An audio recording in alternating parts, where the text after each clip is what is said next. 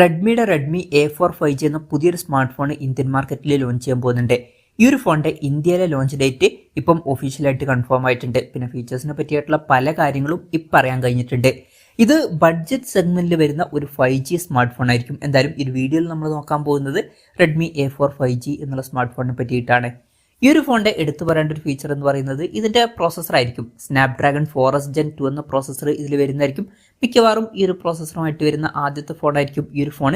10,000 രൂപയ്ക്ക് താഴെ ഈ ഒരു പ്രോസസ്സർ എന്ന് പറയുന്നത് അത്യാവശ്യം നല്ലൊരു പ്രോസസ്സറൊക്കെ തന്നെയായിരിക്കും. പിന്നെ 5G സപ്പോർട്ട് കാര്യങ്ങളൊക്കെ വരുന്നതായിരിക്കും. അപ്പം 10,000 രൂപയ്ക്ക് താഴെ അതും എടുത്തു പറയേണ്ട ഒരു കാര്യം തന്നെയാണ്. പിന്നെ ബാക്കി ഫീച്ചേഴ്സൊക്കെ അത്യാവശ്യം ബേസിക് ആയിട്ടുള്ള ഫീച്ചേഴ്സ് ആയിരിക്കാനാണ് സാധ്യത. പിന്നെ ഈ ഒരു ഫോണിന്റെ ബേസ് വേരിയന്റിൽ 4GB റാമും 128GB ഇന്റേണലൊക്കെ വന്നേക്കാം. ഇപ്പോൾ ഡിസ്പ്ലേയുടെ കാര്യം നോക്കുകയാണെന്നുണ്ടെങ്കിൽ 6.88 ഇഞ്ചിന്റെ HD+ ഡിസ്പ്ലേ വരാനാണ് സാധ്യത. അപ്പം ഇതിൽ ഫുൾ HD റെസൊല്യൂഷൻ ഒന്നും വരാൻ ചാൻസ് ഇല്ല. LCD പാനലായിരിക്കും വരിക. വാട്ടർ ഡ്രോപ്പ് നോച്ച് ഡിസൈനുള്ള നോച്ചേ ഇതിൽ വരുള്ളൂ. പഞ്ചോൾ ഡിസൈനും ഇതിൽ വരില്ല.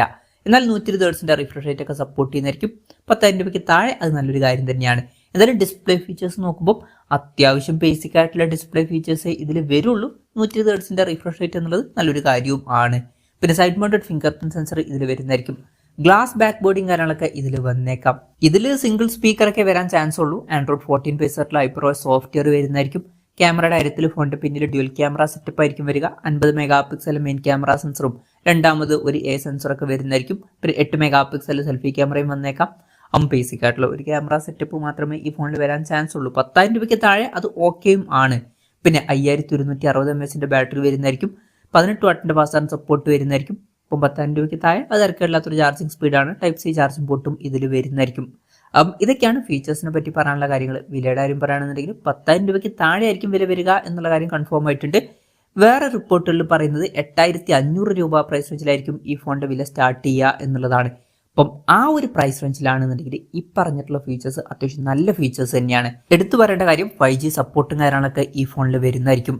ഇനി ലോഞ്ച് ഡേറ്റിന്റെ കാര്യം പറയുകയാണെന്നുണ്ടെങ്കിൽ November 20 ഈ സ്മാർട്ട് ഫോൺ ഇന്ത്യൻ മാർക്കറ്റിൽ ലോഞ്ച് ചെയ്യാൻ പോകുന്നത്. ലോഞ്ച് ഡേറ്റ് ഇപ്പോൾ ഒഫീഷ്യലായിട്ട് കൺഫേം ആയിട്ടുണ്ട്.